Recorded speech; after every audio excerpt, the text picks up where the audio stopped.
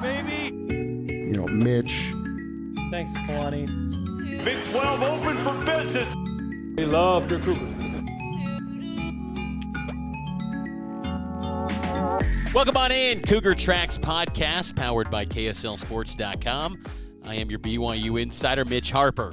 Happy as always to have you on board of the podcast wherever and however you may be listening to the show. Hope all of you are having a fantastic rivalry week. Is that even possible to have a fantastic rivalry week?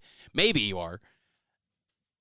It can be a tense time, but it's also an exciting time as BYU and Utah return to the football field this Saturday night at Rice-Eccles. 8:15 kick. We'll get pregame started, extended pregame, at 6 p.m. We'll be up at Roland Hall, myself, Matt Biamonte, at high noon to 3 for Cougar Sports Saturday.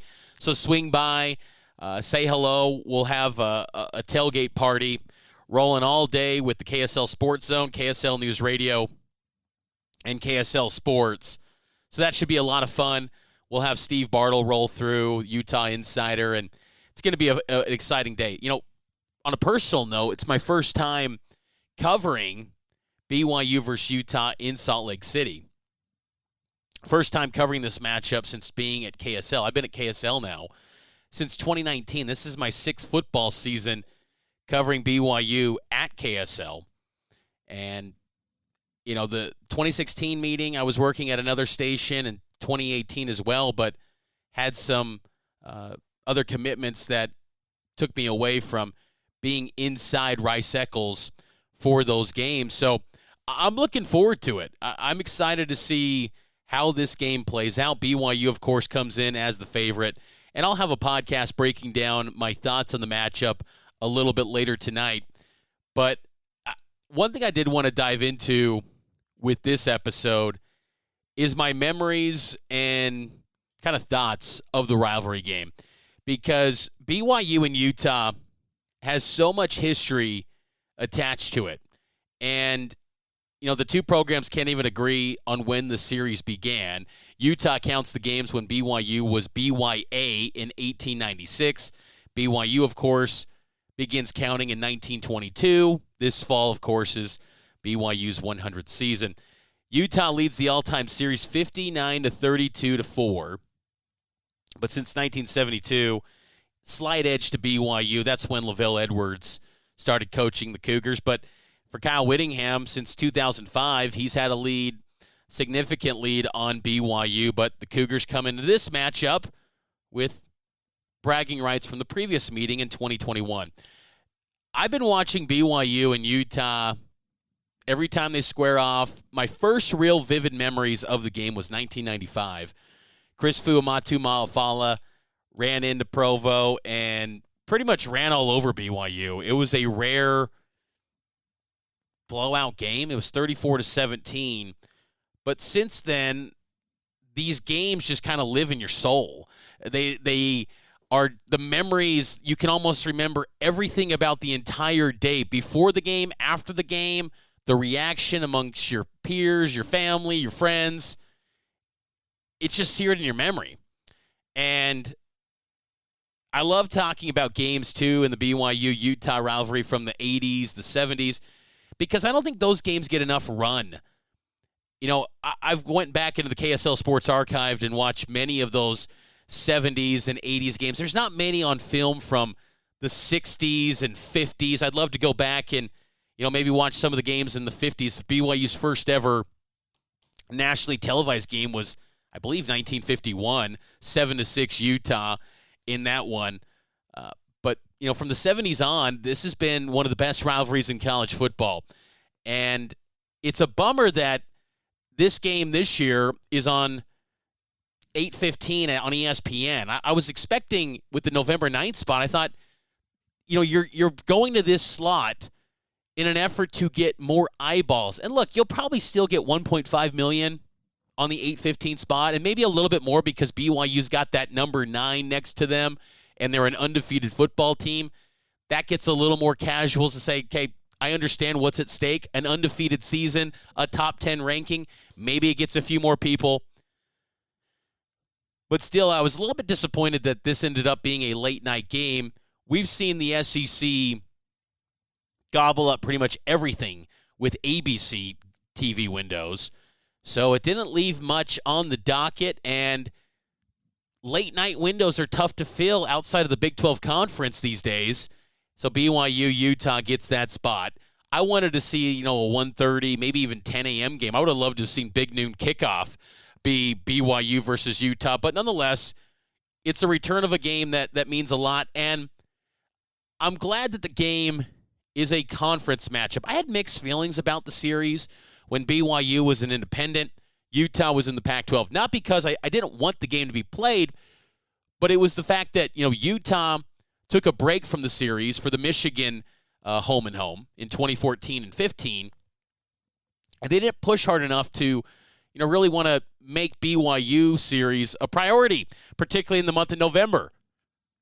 Remember, the Pac-12 made this weird rule where you could only play non-conference games in the first 4 weeks of the season, except, Notre Dame, USC, Notre Dame, Stanford, and there was no exception made for Utah, BYU. And when that game became an annual, pretty much September, late August game, there just wasn't as much value to that game because BYU could get any opponent pretty much in college football in those first 4 weeks of the season on their independent schedules, and you wanted the novelty in those matchups. You don't want to bog it down with BYU, Utah. Even in the Big 12 era, BYU was going to anchor down a September date against the Utes every single year. And I just didn't like that, especially in the Big 12, when if that had been a non-conference game with BYU as a Big 12 team, you would have been looking at 9 conference games, a Utah matchup, an FCS game, and then what else? It would have been the same schedules over and over every single year. This is much better than that, being in the same league, having it matter in the standings, so it adds extra juice to the series. And to think that BYU's got a chance to go to the Big 12 championship game, Utah can play spoiler, BYU could send Utah's season to an even lower depth than what they've experienced already on a 4-game losing streak. That matters a whole lot more than playing a non-conference game.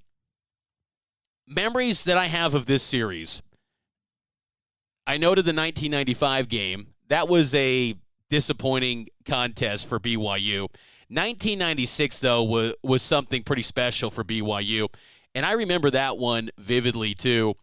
96, it was a 10 a.m. kickoff. ESPN, Brad Nessler, Gary Danielson, heck of a crew. I remember I think it was Armin Katan or something Katan. Maybe not Armin Katan. I can't remember who it was. It was the tall blonde guy. He was on the sidelines. But that was a heated game. And, it was something kind of funny with the BYU-Utah series. There's a lot of parallels between this matchup in 2024 and the 1996 game. BYU goes into this weekend's game top 10 team. BYU in 96, they were top 10. They were number 8 in the country against the Utes in 96. BYU was looking for an Alliance Bowl bid. BYU this year looking for a college football playoff bid. BYU was looking to get a conference championship game appearance, the first year of such a thing. BYU's looking for the same this year. Utah was the preseason favorite in the WAC in 1996. Utah, of course, in 2024, the preseason favorite in the Big 12. And then at quarterback, BYU had a junior college transfer from California wearing the number 12, Steve Sarkisian, who the year prior led BYU to no bowl game for the first time in years. Last season, Jake Retzlaff, a junior college quarterback from California wearing the number 12, finished the season 0-4, and BYU didn't go to a bowl game for the first time in 6 years. Now, much different circumstances. So there's kind of some fun parallels there between 1996 and 2024. But that was a run-heavy attack, and it's interesting to think that BYU, this was the last time they took down Utah by more than 10 points. 2021 would have probably been that. I think it was the Jaron Hall touchdown that got negated. BYU soundly beat Utah 3 years ago, and that doesn't get talked about enough. That would have been a double-digit win, but still, the final score ultimately was 9 points. Last time they did it by double digits was 96. maybe the last piece, parallel-wise, BYU this weekend wins by double figures to maybe honor that 96 team. We'll see. But that was a fun one. 1997, that one was just kind of a nondescript, ugly game. I mean, BYU was not a good football team that year. They just weren't.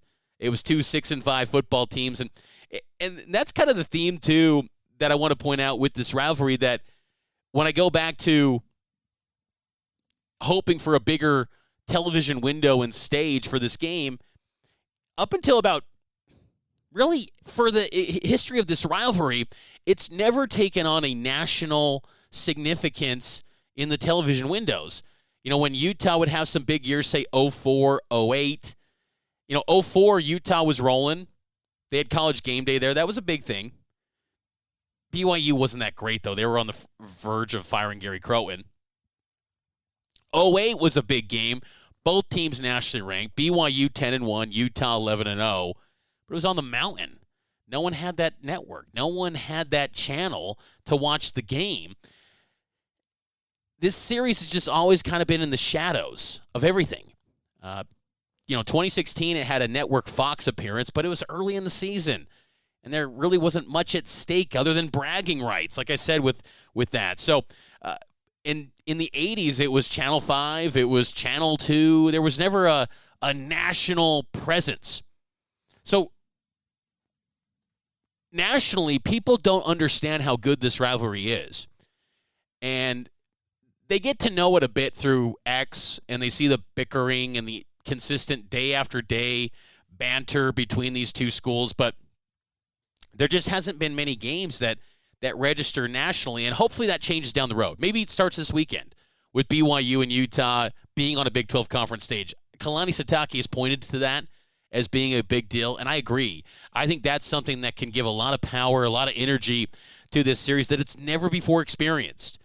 Because when he had the designation of the WAC, the Mountain West, that wouldn't compare to Michigan, Ohio State. And look, it still probably doesn't. But as someone who's been around this rivalry my whole life, this series has just an incredible dynamic that I don't think any other rivalry can compete with when you factor in a religion, when you factor in its public versus private. This is a incredible series, and it's got some hate, and it's got a ton of hate. And I think the coaching staffs respect each other, sure. But, man, these schools, these fan bases do not like each other. And I just think that is a fun dynamic that, look, there's a lot of hate in a lot of rivalries, sure. But the quirkiness of BYU Utah is so unique compared to most. I mean, these two fan bases just do not like each other. 1998, Ryan Kaneshiro, BYU wins 26-24 to clinch the WAC Pacific Division. Kind of weird. Pacific Division title. I think it was Ron McBride. He was looking away, and then he turns around and starts cheering, thinking the field goal was good, and then he just gets devastated, realizing that Kaneshiro doink off the upright. 1999, that was just another one of those ugly games. I mean, there was a stretch there where you couldn't win at home. The road team always won in this series. No one could win at home. T.D. Croshaw in 1999 got it done for the Utes. I think BYU was a favorite in this one, too, because they were ranked number 19. They closed out that season, I believe it was on a 4-game losing streak, first time in the Lavelle Edwards era. And there was fears that was going to be the last hurrah for Lavelle, but then he ultimately ran it back in 2000, and for good reason, because in 2000, BYU gave one last miracle for Lavelle. I was at that game. BYU won 34-27. I was in the north end zone at that game at the old Rice Stadium. I believe it was actually converted to Rice-Eccles Stadium at that time. Yes, it was. It was Rice-Eccles Stadium, newly renovated for the Olympics coming up in 2002. And I was in the end zone with my dad, and epic stuff. I mean, the Doman touchdown happened on the opposite end from where I was. But that was pretty cool to be there to see Lavelle's last game. I have the program from that game still to this day. I remember a lot from that game. I mean, that was just one of those moments. And I kind of wish that I had a better grasp of how big it was. Like, I understood that it was Lavelle's last game, but just the significance. You don't see college coaches like that ever. Like, I kind of grew up thinking guys like Lavelle are just what college football is. 30-year-long coaches always at the program year after year after year. Like, no, that's not normal. And, BYU's better than most when it comes to stability because they've only had 3 coaches since then. And that was, 24 years ago now. But that's not common. And I don't think I really grasped that as a 12-year-old kid consuming that and watching that game in person. But that was a fun one. It was, I thought Brandon Doman was spectacular. Jonathan Pittman, he's like waving to Brandon Doman saying, run the fly route. That was another, 4th and 16, I believe. BYU had to come up with a play. Ute fans contest that Staley had a fumble and he lost the ball and it should have been game over. BYU got the win. And they sent Lavelle out on top. And it was cool, too.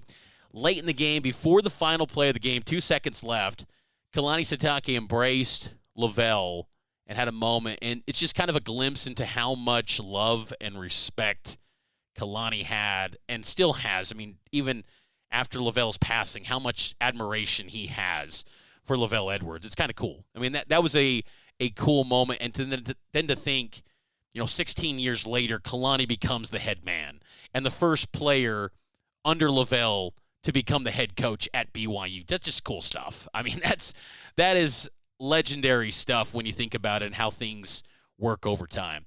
The 2001 game was epic as well. BYU undefeated. Fiesta Bowl representatives were there on hand.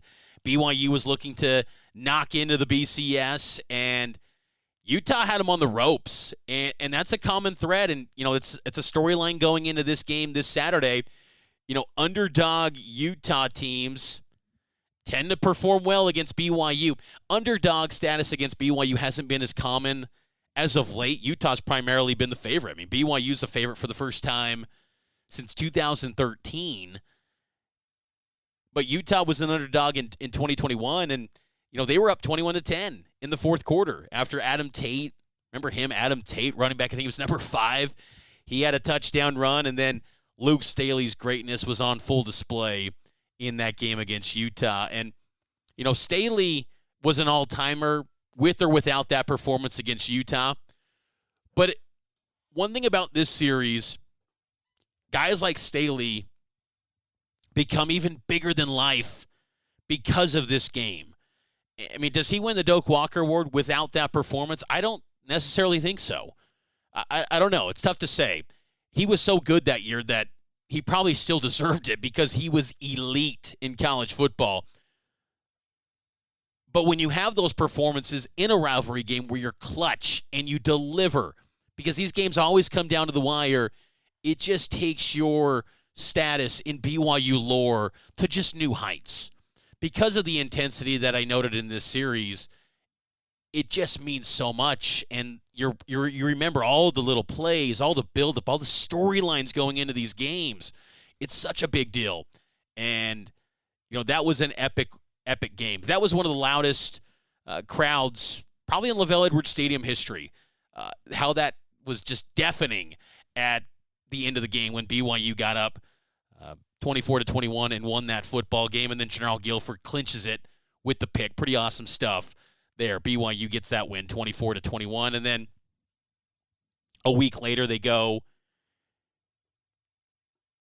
I think it was 2 weeks later, they go to Mississippi State. They then win that one, but Staley suffers an injury. And then 3 weeks later they lose to Hawaii. And the BCS rolled them out from there. So that was, though, one of the more explosive BYU offenses I've ever witnessed in my lifetime.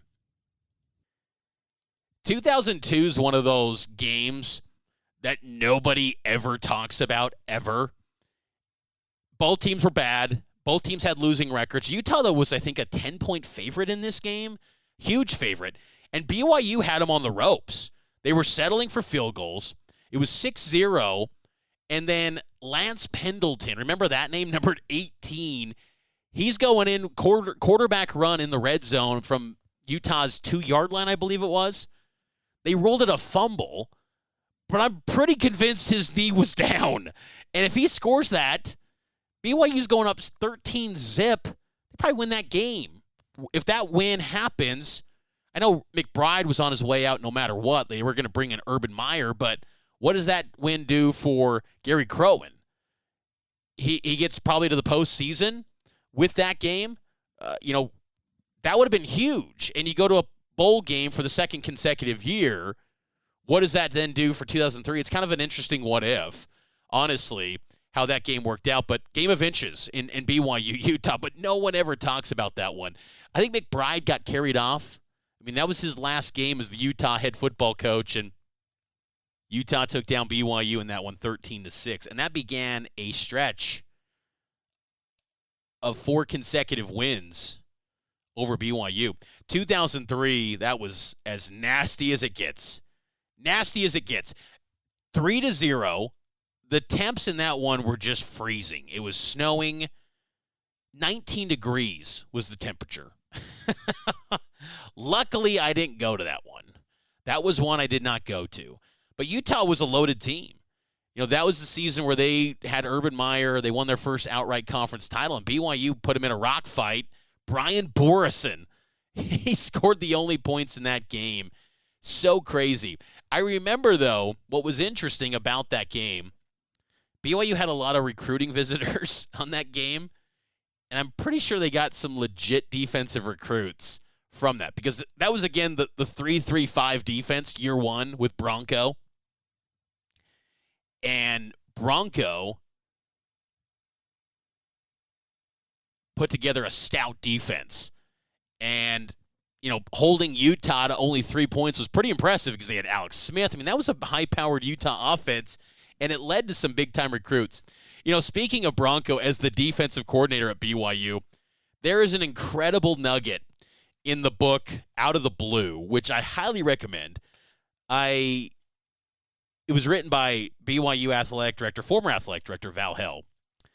He had a great nugget that, honestly, I didn't realize at the time growing up. But after 2002, Gary Crowan tried to get Kyle Whittingham as the defensive coordinator because McBride was gone at Utah. The coaching staff at Utah, they were all in limbo.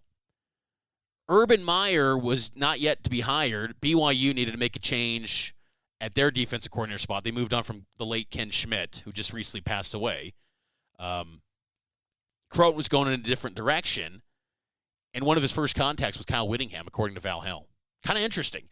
And that's one of those things, too, where then Utah moved quickly with Urban, and Urban made Whittingham a priority, and they kept him on staff. Had BYU got Witt as the DC, I feel like it's probably a foregone conclusion he would have been the head coach in 2005.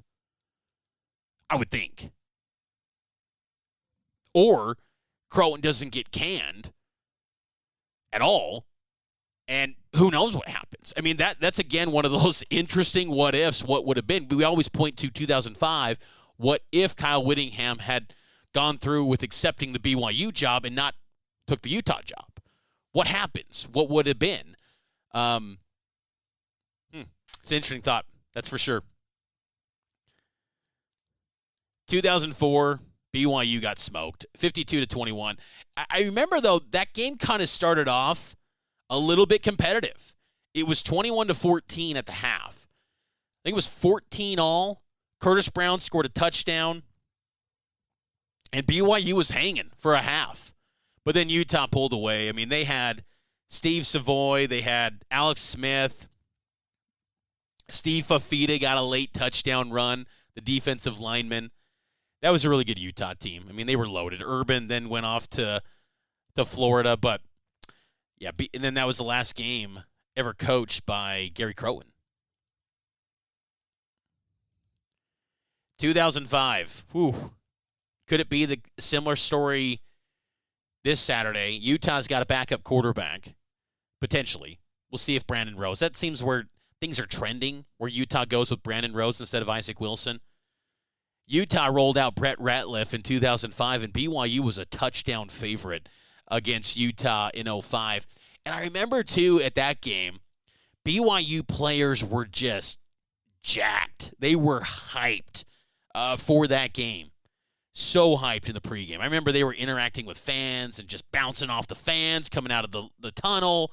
I mean, they were jacked. And you just thought, okay, BYU's going to end the streak. They're at home. They're going to take care of business. They're going to get back on track. First year with Bronco. First year with Whittingham at Utah. And I remember the first play of the game, I think BYU took a deep shot downfield. John Beck had a wide open Curtis Brown, and Brown dropped it. He dropped it. It would have been an opening play, touchdown, statement, building on the energy, and that just kind of deflated everything. And then before you knew it, Utah was up 14-0, and it was a completely different ball game. And then BYU was digging themselves out of a hole, in which they did. I mean, they were down 24-3 at the half. 24-3 with a backup quarterback. Brett Ratliff was dealing on them. BYU forced overtime. But ultimately, Utah, it was Travis Latondras. My goodness. He was a Emerald Bowl MVP against Georgia Tech, I think. Travis Latondras had a touchdown grab in OT. BYU then had a shot. I remember Beck flipped it up to Michael Reed, like kind of lobbed it high in the sky, and then it came down and incomplete, and BYU lost that game. That was a ESPN Plus game. Now, we know ESPN Plus today, but back then, ESPN Plus was on KJazz. Again, it's so weird to think of how the TV dynamics have changed over the years. BYU was on a 4-game skid against Utah going into 2006, and the 2006 BYU team was absolutely rolling. They already had clinched the Mountain West title, had that locked up, undefeated. The only thing left to prove was just to take care of business against Utah, the thorn in the side. They couldn't get the Utes. And it looked like they were just going to roll through Utah because that BYU team in 2006 was just dominating everyone. And BYU jumped out to a 14-0 lead, but I remember Utah pulled out a fake punt. It was with Louis Sakota, and that changed everything in the game. And then Utah got back into it, and they took a 24-14 lead. And then it took, some heroics from BYU, and it almost seemed like it had to be that way. It wasn't going to come easy for BYU to get that win over Utah because of all the losing. They had to almost pull out the heroics, and then you know what happened. Beck to Harleen. John Beck finds this guy. Touchdown, BYU, 33-31. Cougs get it done at the end of regulation. That's an iconic moment. That was epic stuff. Beck to Harleen, James Bates' call, Greg Wrubell's call. Cougar fans couldn't get enough. It was just, it had to be that way. It did. And everything that went into that play, it was such a big deal. And I can't believe that was 18 years ago. I remember watching that game. I wasn't in Salt Lake. I was watching that game on the mountain at home and couldn't believe it. BYU pulled it off, last-second miracle, and that's what it was. And John Beck got it done. And there was so much narrative and talking points about John Beck can't break through. He can't get the big one. He doesn't have it.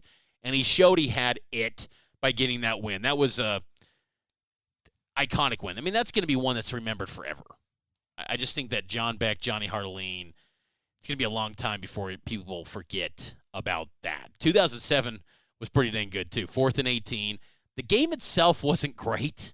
17-10. It was a classic BYU Utah where no one's playing up to their abilities. They're kind of playing down. It's like this rock fight, and you're like, this is ugly football, honestly. But the intensity was off the charts. BYU's down 10-9. It's 4th and 18. And Max Hall connects with Austin Collie. Who was it? Bryce Kane? I can't remember who he beat downfield, but and then Harvey Unga, get you some.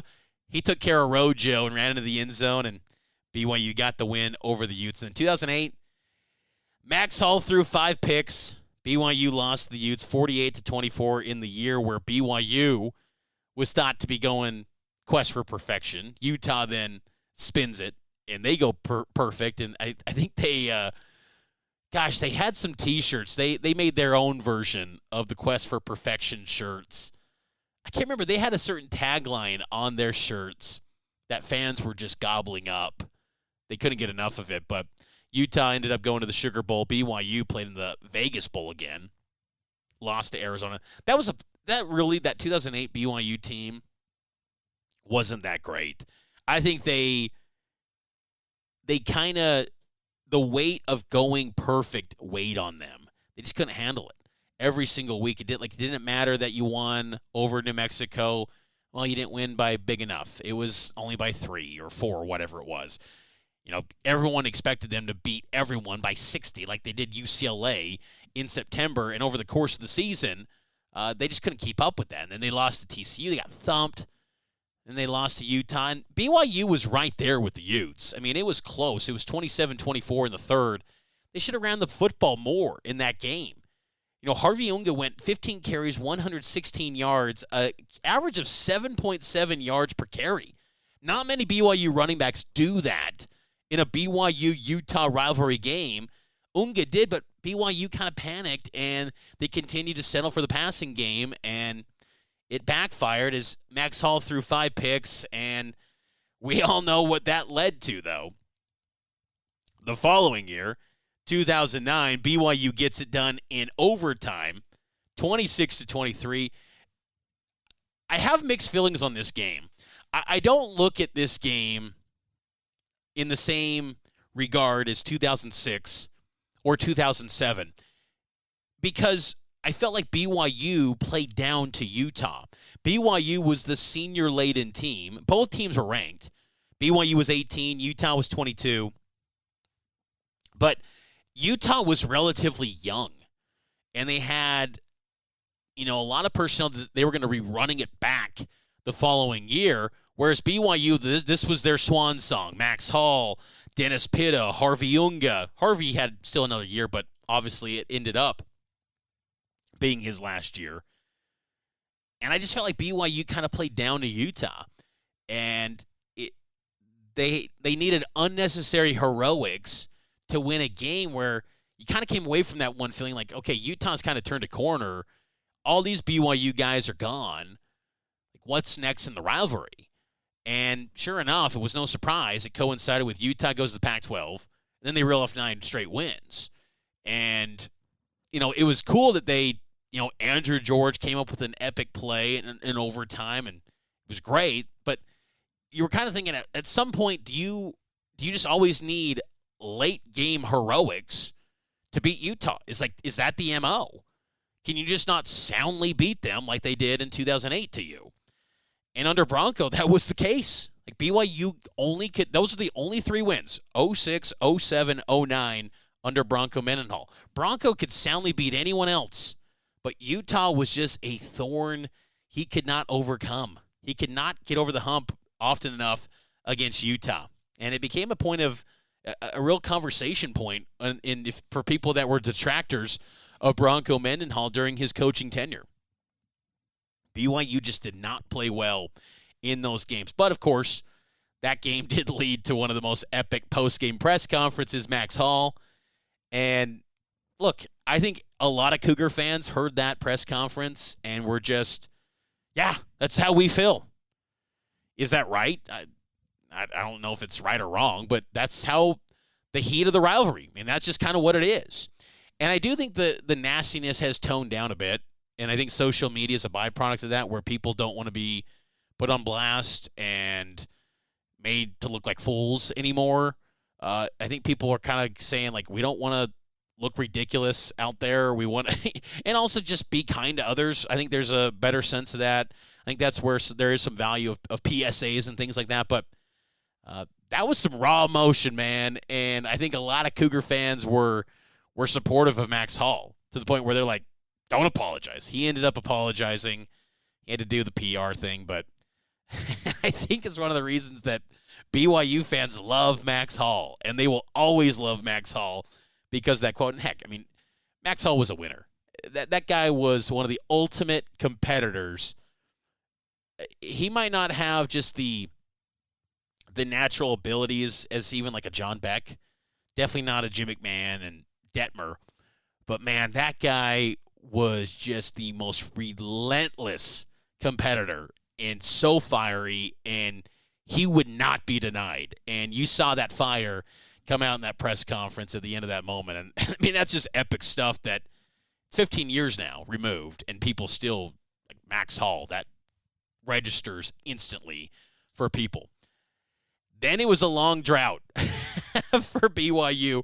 The 2010 game, gosh, that one, I love the all-white jerseys, by the way. BYU rocked the all-whites. And they're up 16-zip with a freshman, Jake Heaps. And you're seeing the role reversal, where Utah, a veteran team that was once undefeated just a few weeks prior to TCU, they were a reeling team.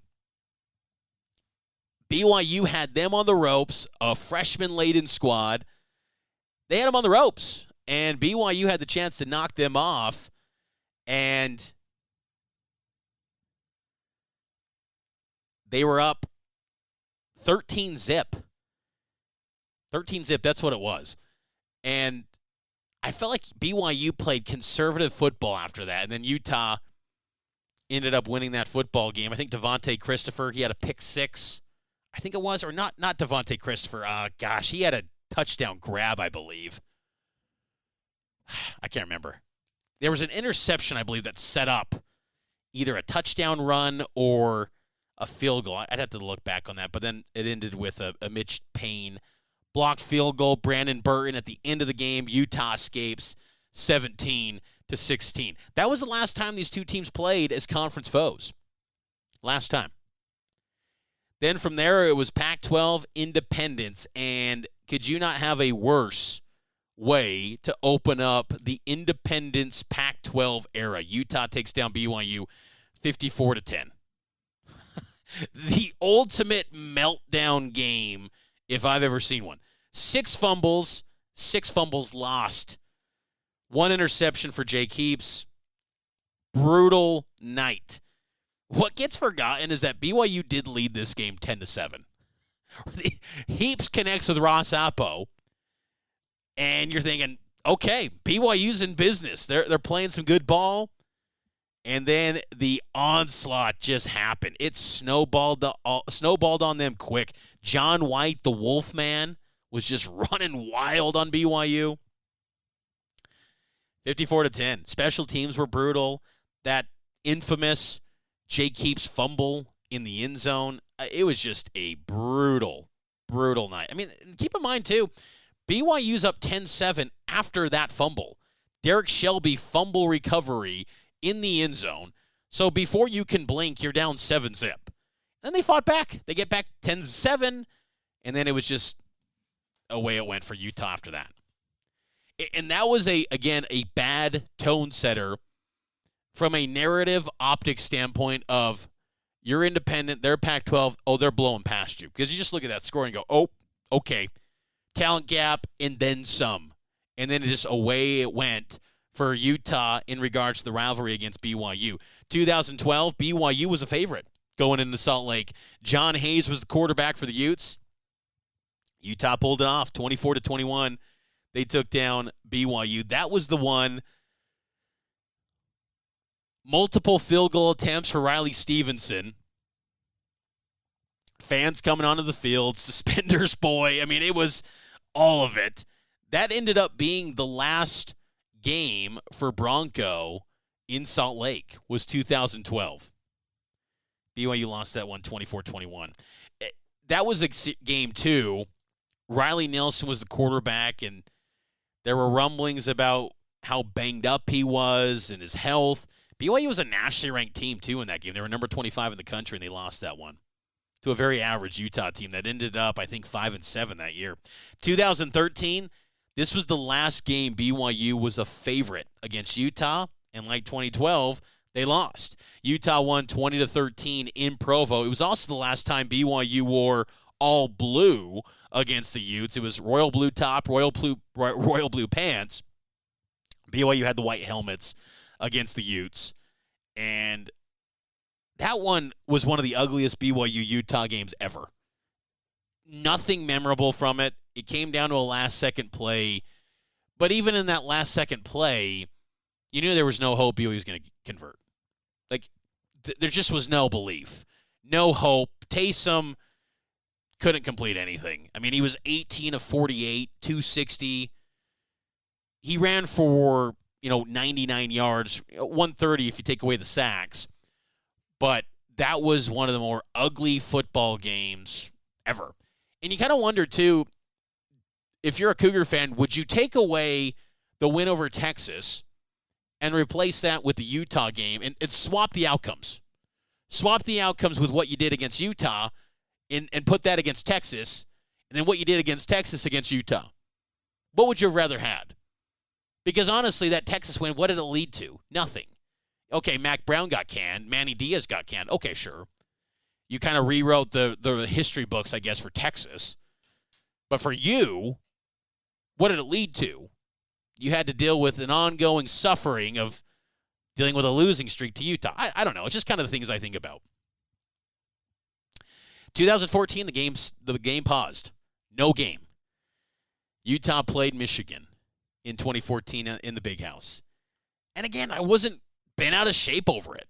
I do kind of get sad, though, because 2014 BYU was loaded offensively. Taysom, I mean, the Taysom in 2013 compared to what he was in 2014, that's a night and day proposition. I mean, BYU was undefeated. They were off and running. They were one of the national storylines in college football that year before Taysom went down.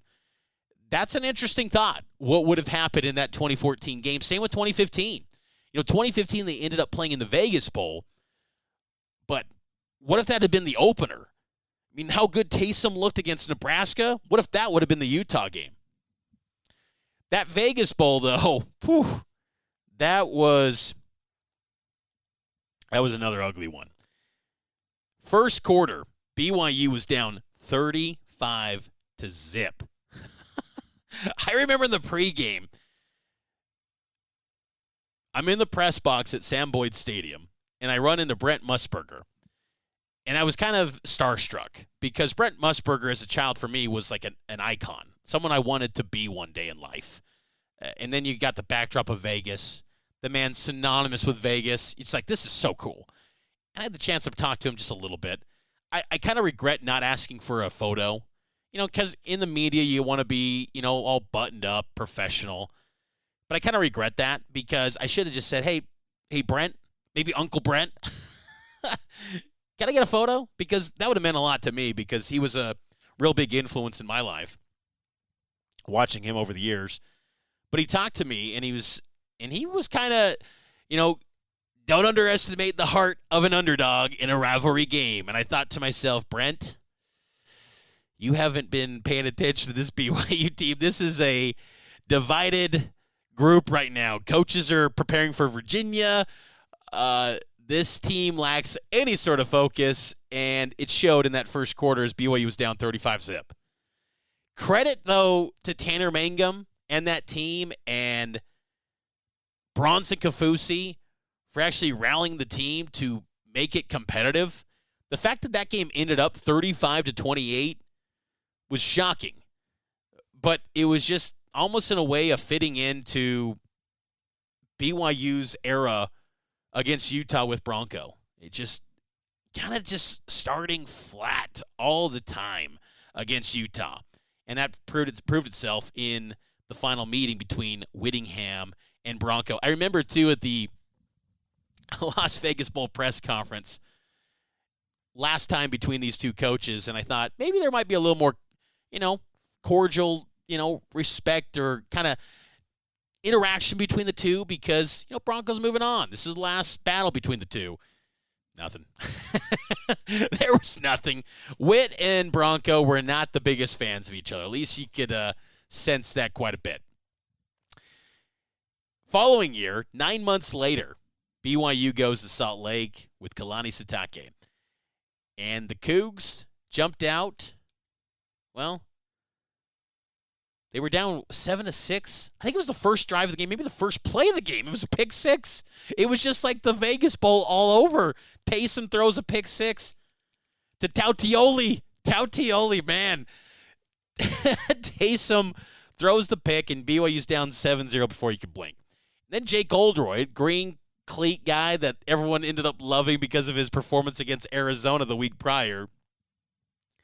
He booted 2 field goals, and then Taysom had a touchdown run, and BYU's up 13-7. Then the Utes come back. They get up 20-19, they get up 20-13, and then Taysom has another touchdown run. And what was interesting in that game, too, is the pro-style offense that Ty Detmer was installing, it just wasn't working. BYU was figured out. And then when they kind of pivoted in the fourth quarter, they went to a little more speed, a little more up-tempo with Taysom, and then he was thriving. Taysom was looking like Taysom.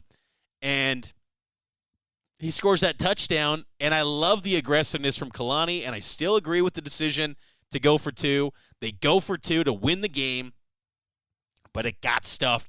The play call was just completely figured out by Utah, and Taysom gets stonewalled, and BYU falls 20-19 to the Utes. But in that game, too, I remember there were a couple things. One, I think it was a kind of Kua targeting. Kalani just goes ballistic on the sideline. And even though BYU lost the game, BYU fans came away from that game and going, oh, yeah, I love that emotion. I love that intensity. Because, remember, that was a talking point with Bronco. And I don't think that was completely fair, the whole, like, he's stoic on the sidelines. But fans didn't like that, which is crazy because they were fans of a team that once had Lavelle. But they loved the intensity from Kalani. And that just kind of showed itself in that moment. And there was another moment in the game, too, where Francis Bernard had one of the best interceptions you'll ever see from a linebacker. And he was at BYU at the time. And that play, later he became a Ute. And we'll get to that a little bit later. But that was an intense game. But you kind of came away from that one feeling like, okay, this rivalry's different now. Wait till Kalani gets his dudes. It's going to turn the corner, but it still took time. I mean, BYU just didn't have answers for Utah. 2017, BYU, after getting their doors blown off against LSU, couldn't cross the 50-yard line. I thought to myself, there's no way they're going to be competitive against Utah. And somehow BYU was within 6, but it was another one of those games like 2013 where you felt like there was no hope. There just wasn't any hope. They were down 16-zip. Third quarter, they score a touchdown with Ula Tolutau. Holy cow. Ula. Man, I love that guy. That's a throwback.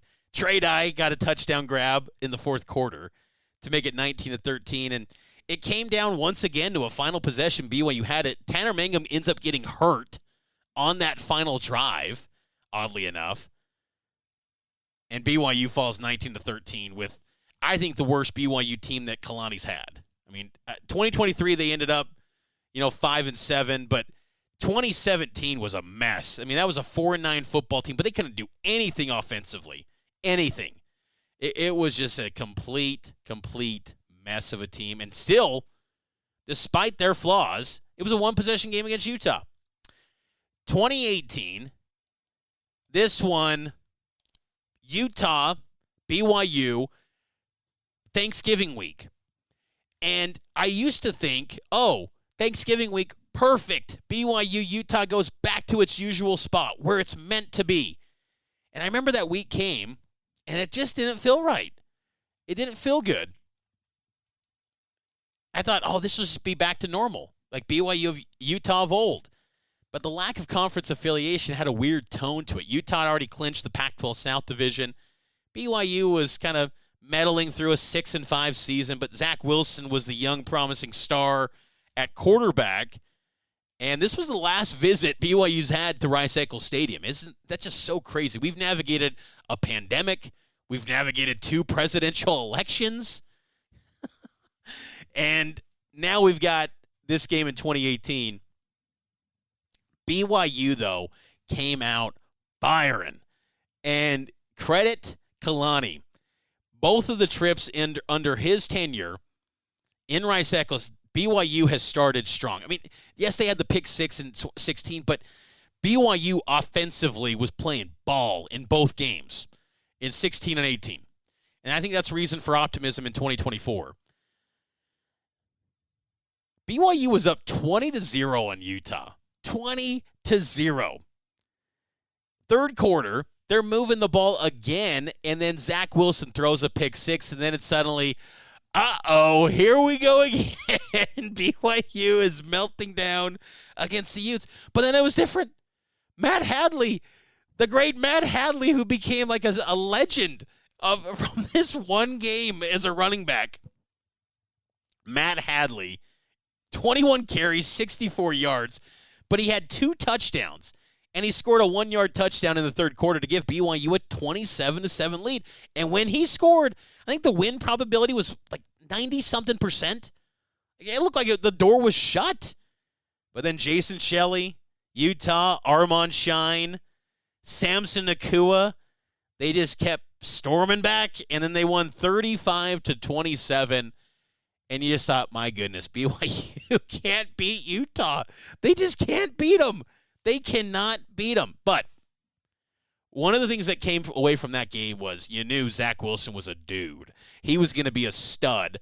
And to the point where, but still you lost the game. Like, you're going to get too excited, but you're like, okay, Zach's going to be legit coming out of that game.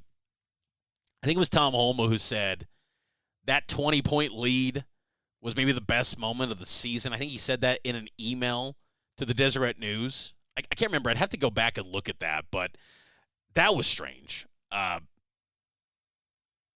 that was a tough loss for BYU. I mean, I think Corbin Kaufusi played on one leg. Isaiah Kaufusi was an absolute dog in that game at linebacker. Sione Takitaki was brilliant. Dion Lake was a stud. I mean, BYU was flying around playing some ball in that game, and they choked. They just couldn't. They suddenly forgot how to play in that game, and that was one of the more devastating losses, I think, in that 9-game losing streak was that 2018 game, because then you just thought, you can't beat Utah, period. You just can't beat them. And then in 2019, Utah was just way better. They were just a much better football team than BYU. I stand that was Kyle Whittingham's best team he's ever assembled, even better than 2008. I thought the 2019 team probably was good enough to go to the playoff for Utah. I mean, they were legit. Huntley, Zach Moss. They had Bradley and I on the defensive line. That was a legit Utah team. And I didn't have much optimism that BYU could win that game. BYU was, kind of confident. That was a big storyline at BYU Media Day, focusing on opening the season against Utah on that Thursday night, the opening night of the college football season. And they just laid an egg. I mean, BYU lost 30-12, and it really wasn't competitive. I mean, Utah just rolled through them. And Francis Bernard, he had a pick six. But what was crazy, though, was there was no touchdown scored from either offense in the first half. Neither offense was doing anything. It was only 9-6 at the half, and then there was a long rain delay. And then Jalen Dixon, Zach Moss, and then Julian Blackman had a pick six. Like, Utah was the clearly better football team, but you take away those 2 pick sixes, it's a 16-12 game, and you're thinking, just stop throwing the pick sixes, BYU. Stop throwing a pick six against Utah. Can you do that? Well, they did that in 2021. 2021, 2 years later, they would have played in 2020 in a season opener too, and I think that would have been a win for BYU. I do believe that, because what BYU did against Navy, I don't think it would have been quite 55-3 levels. But I think BYU would have surprised Utah, because that Utah team in 2020 wasn't that good. At least they started out kind of poorly, because it was a relatively young football team for Utah that season. But COVID took that opportunity away. 2021, BYU plays. Jaron Hall gets it done for the Cougs, 26-17. And BYU broke through. And like I said earlier, BYU was the much better football team in that 2021 game. They pretty much handled Utah in that game. And they won convincingly, 26-17. Samson Nakua had a touchdown grab. Gunnar Romney. And BYU then closed the door shut with a Jake Oldroyd field goal, and they won 26-17. That was a massive moment for BYU because it was also on 48 hours or 24 hours after you got invited to the Big 12. And I still believe that was a piece that just it lifted the weight off the shoulders, where it was no longer of, oh, this is such a referendum on your existence, being an independent, the gap, the talent gap, the Pac-12. And look, it helped that, BYU played Charlie Brewer instead of Cam Rising. Sure. But, Cam Rising was never the week one starter in 2020 or 2021. And Charlie Brewer was getting a lot of praise from Kyle Whittingham in the spring ball. They just dominated him. Just dominated Charlie Brewer, and BYU won that football game. That defense was lights out. Keenan Peely was really good. Chaz Ayu had an interception. And now it sets the table for 2024 BYU and Utah.